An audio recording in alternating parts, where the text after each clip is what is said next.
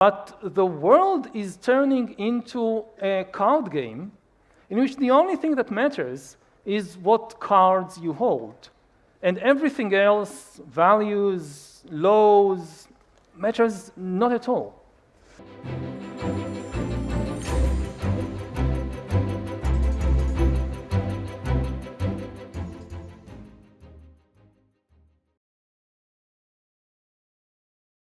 Hello again, everyone. I've been looking forward to having this discussion and really sort of trying to train my mind, because I think this will be deep. It may be depressing. It may be, so brace yourself. But before we talk about the state of the world and where we are in this moment in history, I wanted to ask you, Yuval, how did you get to be so famous? The short answer is that I wrote a few books, and the long answer is that I got a lot of help from a lot of people. From my husband, Itzik, and from our entire team. We kind of built together a social impact company over the years, Sapienship. And it's in the end, people just see my name on the cover of the book or here on the screen. But behind it, there are so many people who worked for it to happen. Like, I don't know, this interview, this event, I would imagine that there were hundreds of emails exchanged about this event over the last... I can attest to that. Yeah. I did not receive or write a single email. There are lots of other people that exchanged all these emails and made this happen.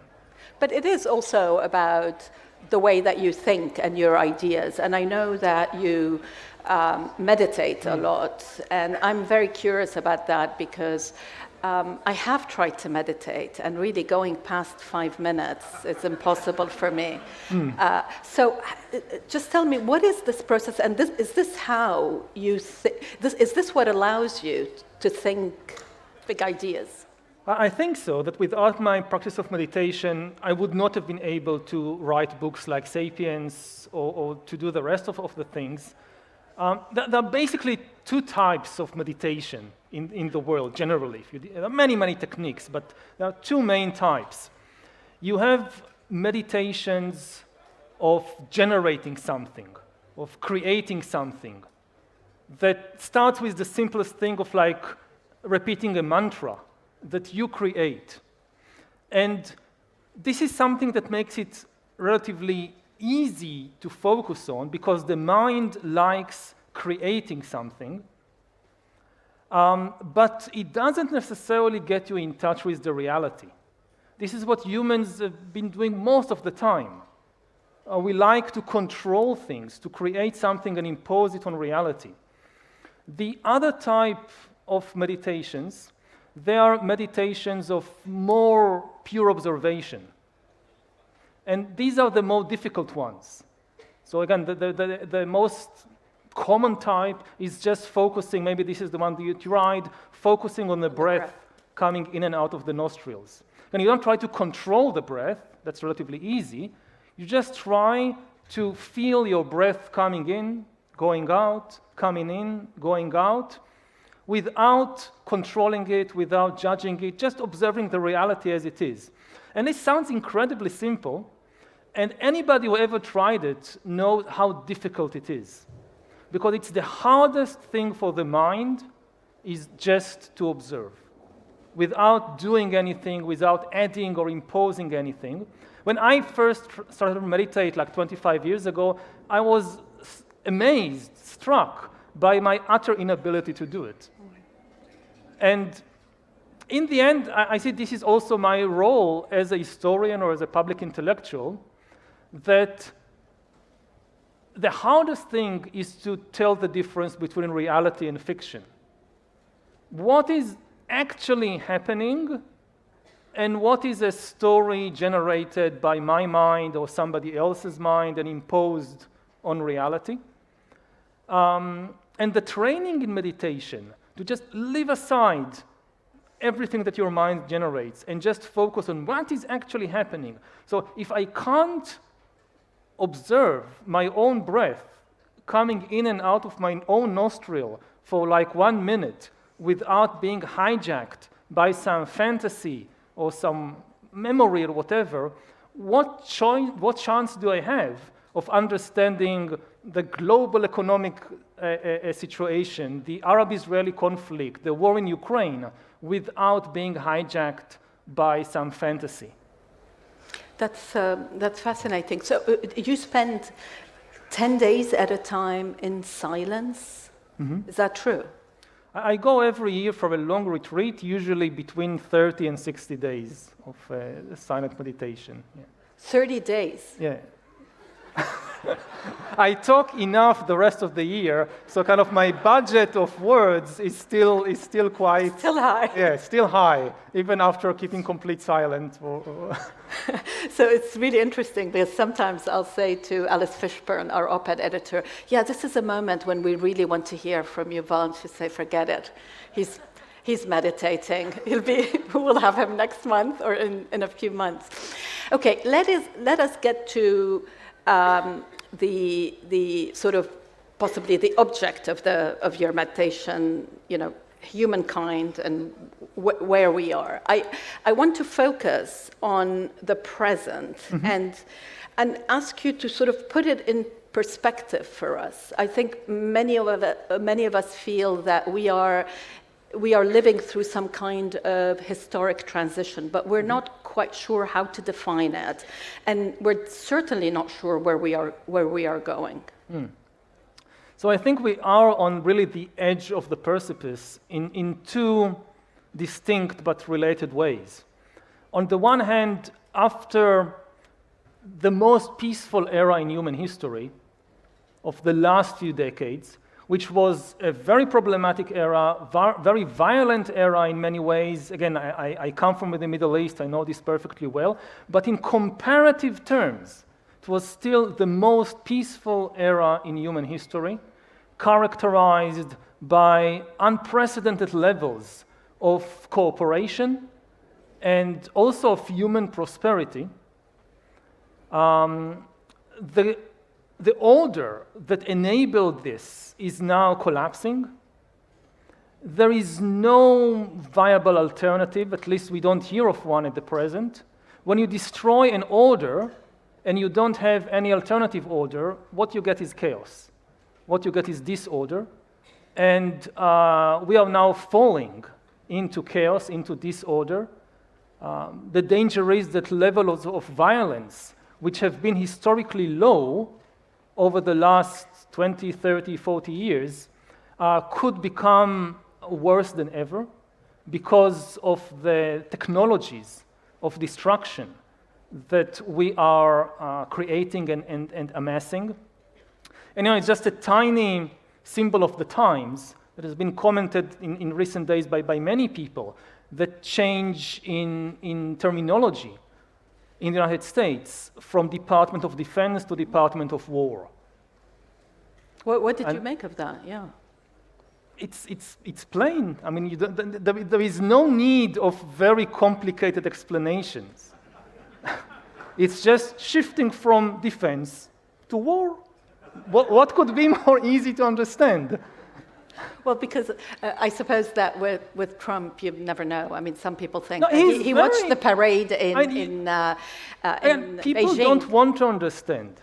He is not trying to, he is not kind of double speaking. He is very, very plain. Throughout his career, he's been very, very plain. And it's just that people, it's so terrifying that people just refuse to acknowledge what they see. And they look for complicated explanations. No, it's not as it seems. It's actually completely different. All the indications are that what we see is what we get. For me, one of the key moments in his presidency so far was the meeting with President Zelensky in the White House. And, when Zelensky was trying to talk about sovereignty, international law, peace, and Trump was basically shouting at him, "You don't have the cards. You don't have the cards. And this is a guy for whom the world is a card game with winners and losers, and that's the only thing. And it's terrifying to hear it from one of the most powerful people in the world.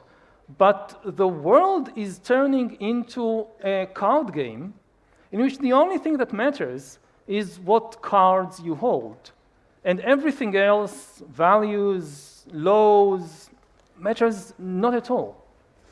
So are you assuming that the liberal order cannot survive, and that this is almost is this an inevitable process nothing of decline? in history is ever inevitable. History is never deterministic. People make choices, and this is what, again, it's not that everything is possible. You have constraints, but there is always quite a lot of room for maneuver. And one thing that we can learn from the history of the last few decades is that it is feasible, it is possible to build a more cooperative and peaceful world because it has been done. If we were having this discussion in 1945, then you could have told me, or people could have told me, look, for thousands of years, the world was just a card game. Everything that mattered was just military force, was just power. Everything else is just fantasies.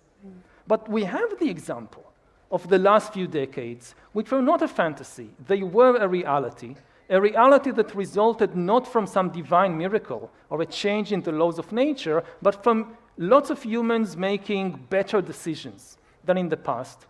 And it was not a fantasy because, there are many ways to measure it.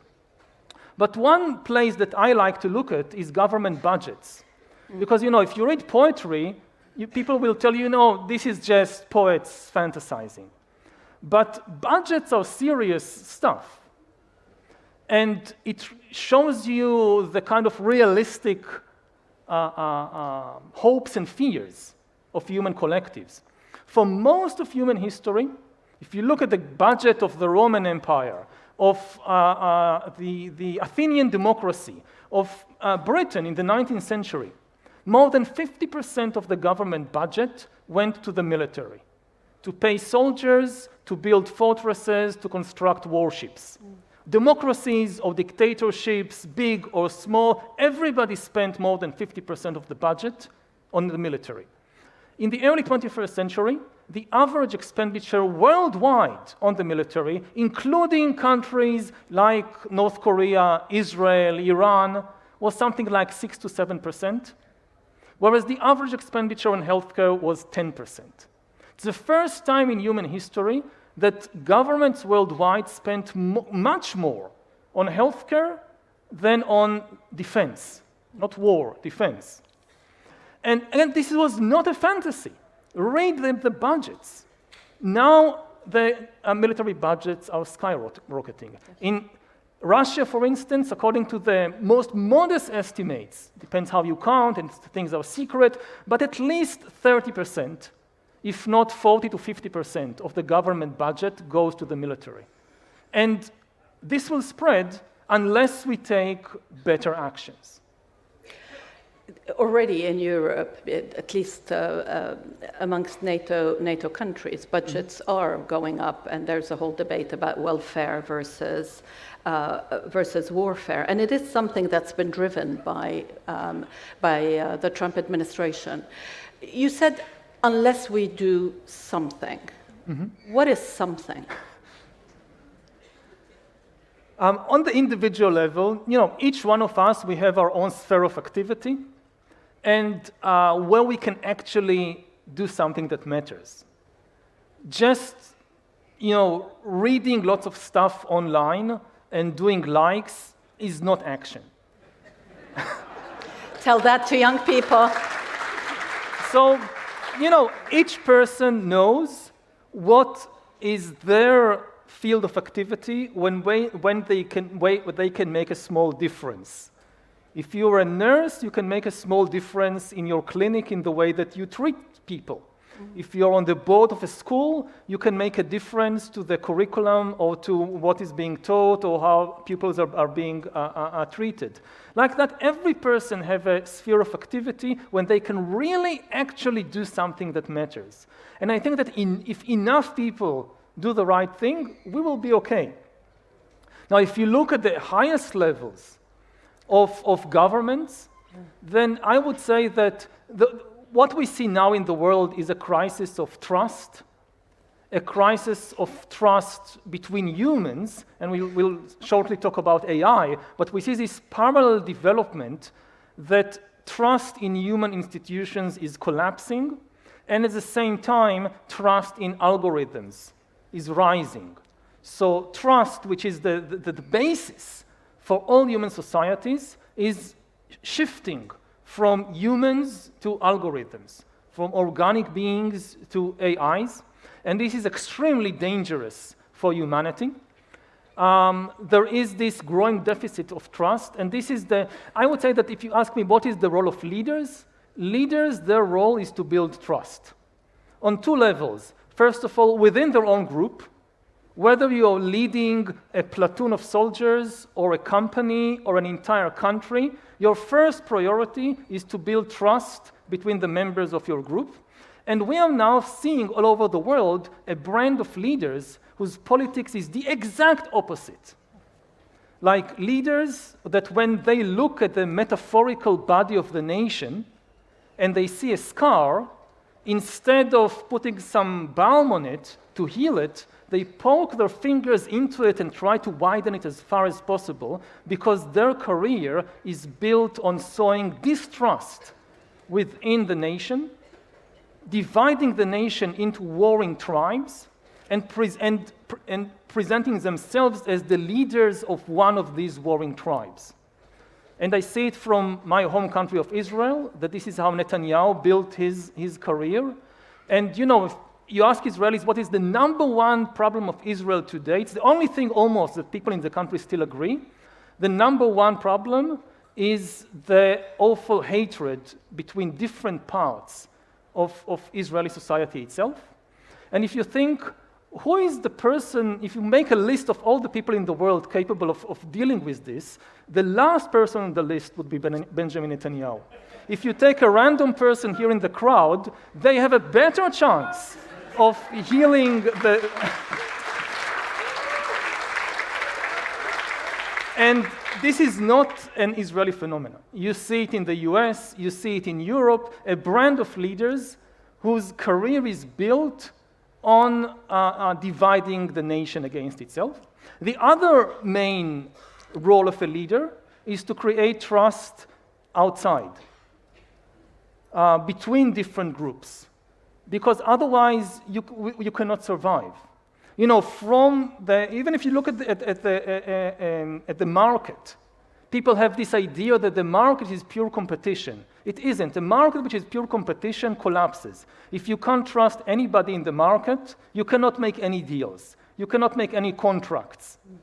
Similarly, if you look at the international arena, so of course there is competition between countries, but especially in this era, and I guess we'll immediately go to talk about AI, if humanity is divided against itself, we have no chance of dealing with the immense forces that we are unleashing at the moment.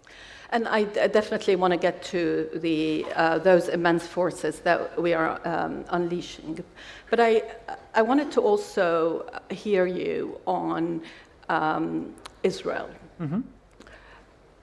You're not living there right now, but you lived there most of your life.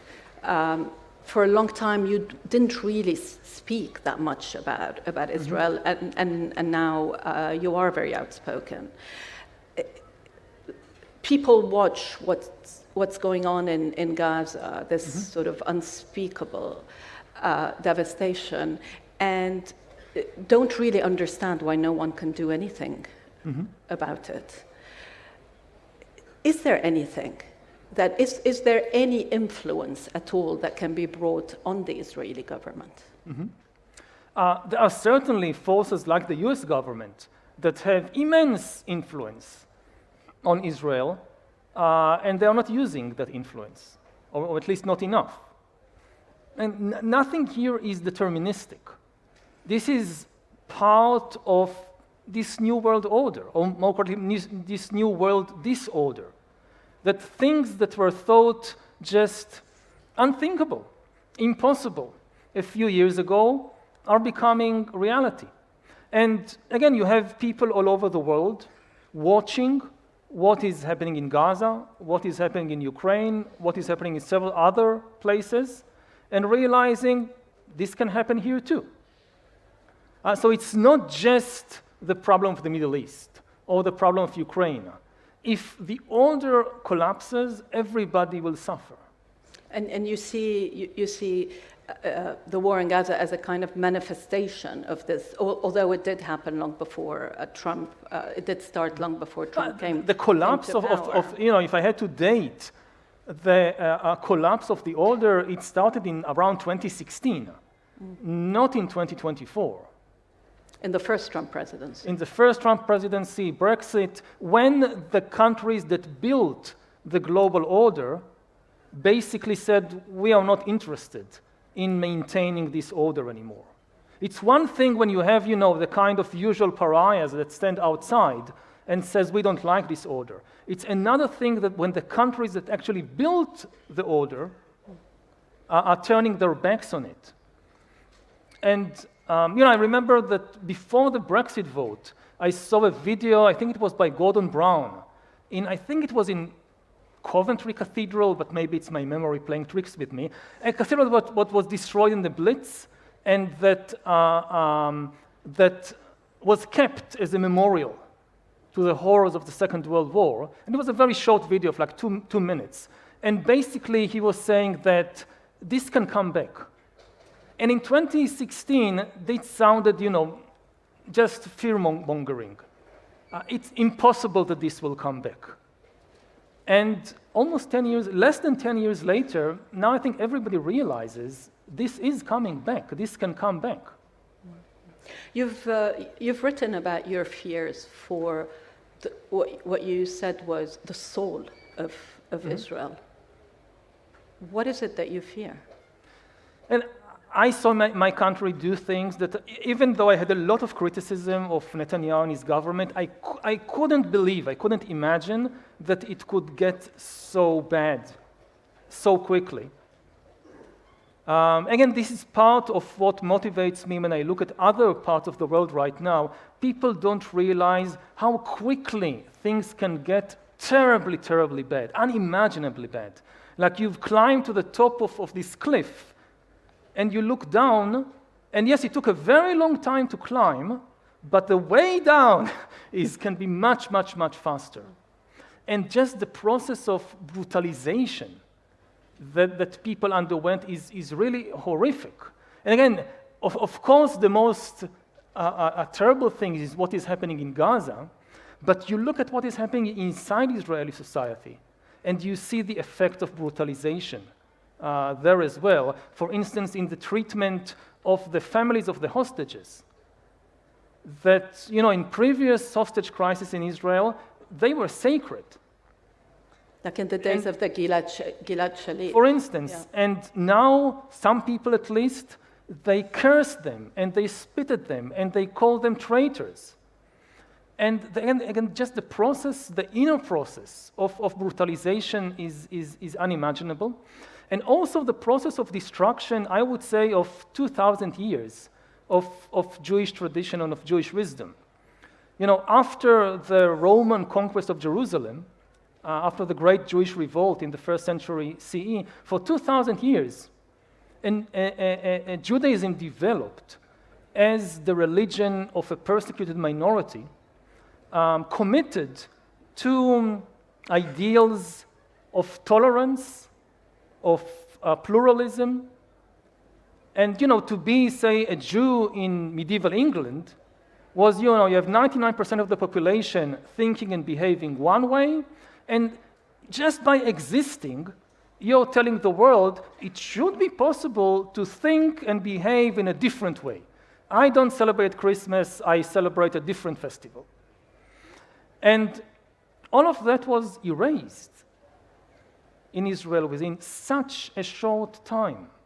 You know, the sages of Judaism, they had to deal with a very problematic legacy, because if you look at biblical Judaism, it was a very violent, intolerant religion. And they had this really violent, intolerant text in their hands, and they kind of reinterpreted it in very, very creative ways over 2,000 years to create a very different vision of the world. And now the people who lead Israel, they just take these 2,000 years of Jewish history, tear it to pieces, let's go back to the biblical origin, the violent and bloody origin of where we came from. And, you know, I sometimes ask people in Israel, forget about everything else. Tell me, what are the positive values that this country still embodies? That this country, you're fighting so hard for it. Is it an empty vessel? What's inside the vessel? What is the positive values that it still embodies? The only values they can come up with are the values of the Roman legions that destroyed Jerusalem, which are positive values to some extent: courage, loyalty, patriotism, dulce et decorum est pro patria mori. What does Israel stand for today? Dulce et decorum est pro patria mori, which is a noble value in many ways. It's good and sweet to die for one's country. Which, when I grew up, I thought it was for Israelis or Jews in the audience. I thought Trumpeldor came up with this in 1919. No, it's Horace. It's the ancient Roman poet. Trumpeldor was just quoting the Roman poet. And these are noble values. I wouldn't dismiss them. But is that enough? I mean, if this is everything that the vessel contained, then we could just have become Romans in the first century and be done with it. It was gone a waste of 2,000 years. At this, what you're describing, you know, whether it's in Israel or across the world, is very, very perilous moment. And it is at this moment that we are actually witnessing the greatest advances in technology. Some people will say, well, this is the hope. This is the positive side of the moment that we are living. But you see it as equally perilous. You have called AI alien intelligence. Do you want to explain to the audience what you mean? The one thing everybody should understand about AI is that AI is not a tool, it is an agent. All previous human inventions, from the printing press, the atom bomb, whatever, they were tools in our hands because it was humans who decided what to do with them. It was humans who developed them.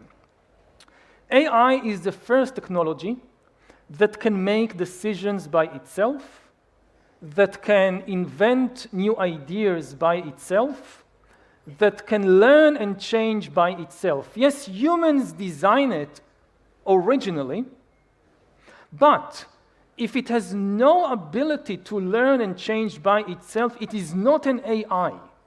But you're describing agentic AI or artificial general intelligence. We are not there yet. We are, in limited fields, we are already there. Again, already in 2016, you had, for instance, in the game of Go, so AlphaGo invented new ways how to play the game of Go. It's an ancient Chinese game invented more than 2,000 years ago.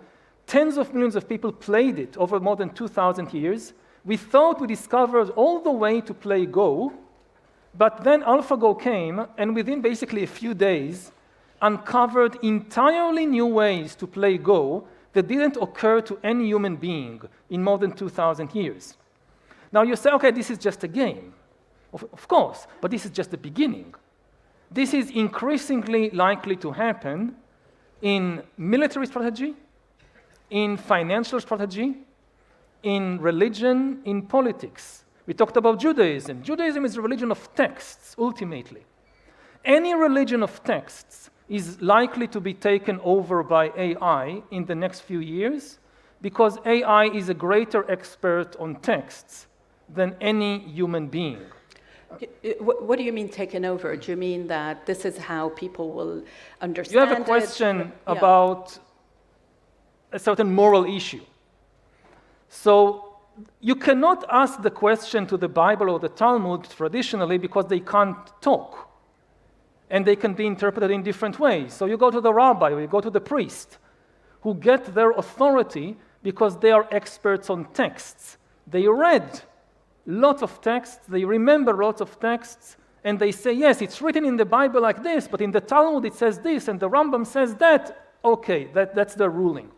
Now, no rabbi is able to read all the texts of Judaism because there are too many of them. And certainly not remember all of them. AI can do that. AI can read very quickly all the texts ever written by every obscure rabbi in a corner of Poland or Morocco, remember every single word in them, and find patterns and connections that no human being is capable of. So increasingly, people, and this is already happening, people ask questions, moral questions, spiritual questions, to an AI rabbi or an AI priest. And it's difficult for the religion to say, no, just ignore them because they bring the scriptural evidence. You cannot ignore the texts. It's the same in the judicial system, that no lawyer can remember all the laws and all the cases. AI can. Also in finance. Some people will hear that and think, well, I mean, that's actually progress that makes access and explanation easier. And some people will argue that actually in the medical field we're about to enter into a golden age of discovery. I think that the positive potential is immense. Otherwise we wouldn't be doing it. Whether in healthcare, in dealing with climate change, the positive possibilities are immense. But at the same time, the danger is equally big. Again, we are hearing with the Financial Times, so let's talk about finance. You talk about the financial system. You're very worried about the financial system. The last big financial crisis, 2007, 2008, started when some human wizards invented this new financial device, CDOs, collateralized debt obligations, something like that, which worked wonderfully for a few years, generating billions of dollars in profits for certain individuals, and then everything collapsed because it wasn't regulated properly. Now, what happens if AIs invent new financial devices which are orders of magnitude more complex than CDOs? No humans can regulate them because no humans understand even what is happening. For a couple of years, somebody's making trillions, I don't know, and then everything collapses. And you come to the US president or the British PM, whoever it is, and you say the financial system is in meltdown. Nobody has any idea why, because nobody understands it anymore. Only the AIs understand it. The AIs tell us that within the next 30 minutes we must do this. Nobody understands why and what it means, but we have to trust them, because they are the only ones that still understand the finance. What happens to politics? Forget democracy and dictatorship. Whether it's a dictator or it's an elected president or prime minister, if politicians no longer understand finance, that puts a huge question mark over their ability to manage the system. And again, I would say that when talking about AI, we should focus on concrete, immediate questions. One of the questions that should be debated right now, should we allow AIs to open bank accounts? It is now, we are very close to the point when it's technically possible for an AI to manage a bank account, earn money, doing stuff online for people, investing that money in the stock exchange, making more money. As far as I know, I'm not an expert, but as far as I know, according to US law, you don't have to be a human being to be considered a legal person. Corporations, according to US law, I'm not sure about the situation here, are legal persons. And according to the US Supreme Court from Citizens United ruling in 2010, corporations, because they are legal persons, even have freedom of speech, which the context in which this was ruled, they can make political donations. Imagine a situation, maybe before the next elections, when maybe the richest person in the country is an incorporated AI, and it wants to make political donations to certain candidates in exchange for supporting AI rights. This is a... Okay, I'm listening to you and thinking, I need to, it's just water. I'm listening to you and thinking, okay, I need a drink. But is it possible that this AI would actually produce a better outcome in elections? Yes, again, one thing that I wouldn't rush to judge, again, is it good, is it bad? Going back to meditation, the first thing is just to take a deep breath and understand what is the reality of the present moment. The reality of the present moment is that for the first time in history, we have produced a technology which has real agency, real ability to make decisions, and it raises certain very practical questions. Now, the whole issue with corporations is very crucial. Corporations, the idea that you can have non-human persons, corporations, has been around basically for centuries. But it was always just a convenient legal fiction, because all the decisions of all corporations were actually made by human beings. So, okay, you had a Microsoft corporation. All the decisions of Microsoft was actually made by some human engineer, human executive, human shareholder. There was no other option. Now, you can technically create a corporation whose decisions are made by a non-human intelligence. Good, bad, leave it aside. What do we as a society do in this situation? But that's the question. So you know all of the CEOs who are working on this technology. In fact, I mean, the first time we met, we were at one of these conferences where they had asked you to speak. They respect what you have to say. Are you still in touch with people? And do you think with some of them, yeah. And do you think that there's a need, and what you advocate is a moratorium? Because at this stage you have to sort of stop and think about where you're going with the technology? Most of them are extremely worried, at least privately, because they know better than anybody else the kind of powers they are unleashing.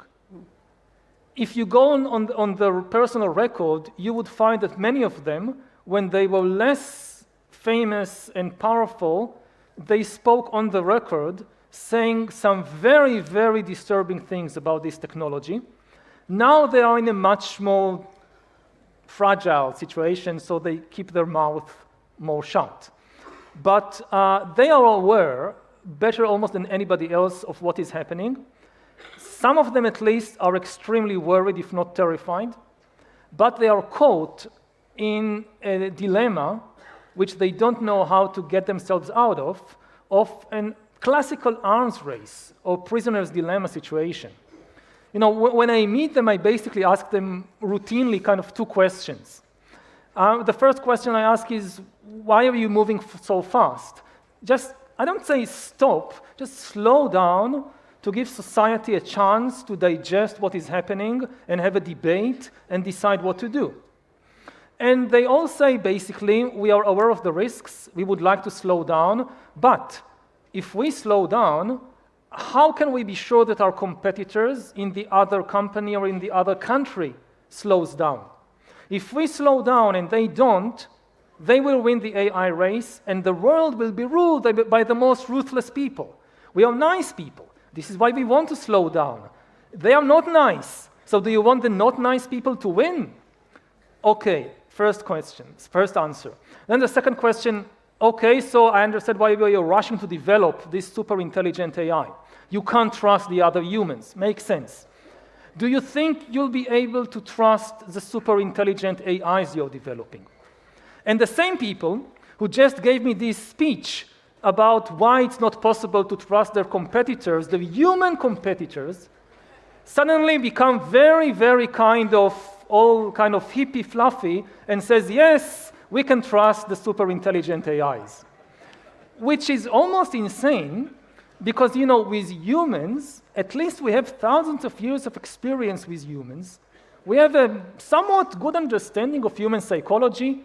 We understand the human drive for power, but we also understand how to check the human drive for power. With AIs, we have no experience. We just created the very first primitive prototypes.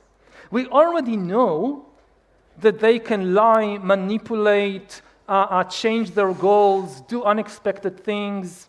We don't know exactly how to understand what's happening there, how to check it. So there is far less reason to have trust in super intelligent AIs than in humans, and yet it seems like we are getting our priorities wrong here. I apologize. I did mean to give the audience at least 10 minutes, but I've got 4 minutes left. I will take a couple of questions. Who can raise their hand faster? Okay, the lady here and the gentleman there. Thank you. What's the number one value you would cherish and you would like us to cherish or teach the new generation, our children? What's the number one positive value? Positive value, I would say trust is the most important one because it's the basis for everything else. Human society is based on trust. If we lose that, everything collapses.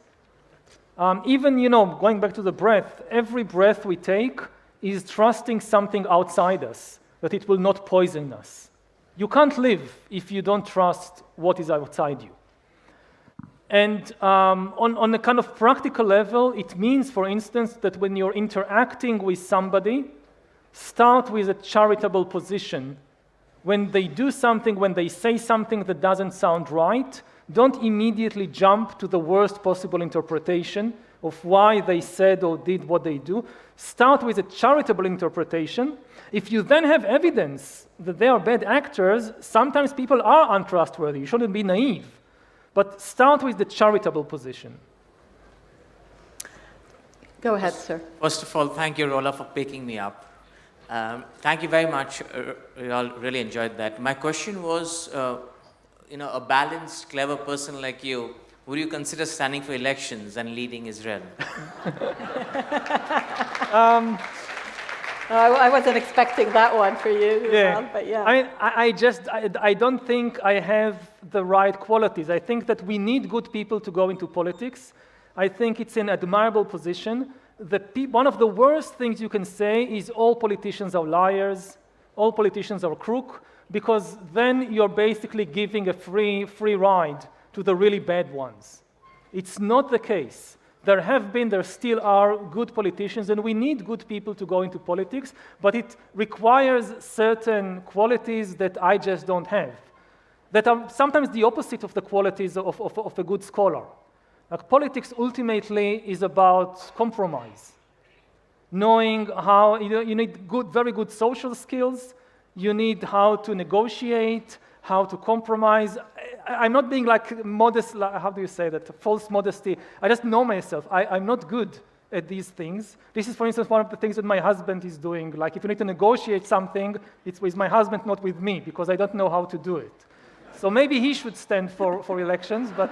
Where is he? He can come forward. Okay, I'm going to ask, actually, the last question. Sorry, guys. So you and I are sitting here in 5 years. What do we look like? Are we actually sitting here? No, I mean, again, it's the first time in history that nobody has any clue about the most basic features of human society in 5 to 10 years.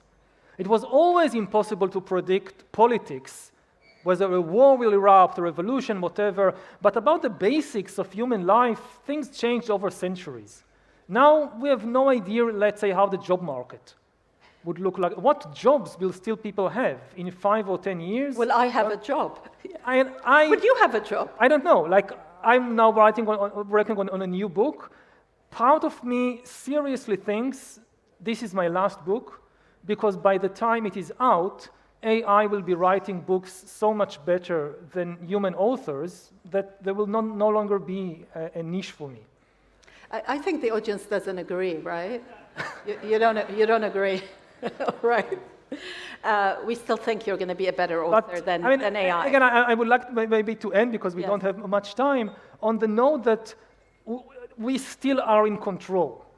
I don't know what the situation in 10 or 20 years with AI, but at present, humans are still in control, and we have choices to make.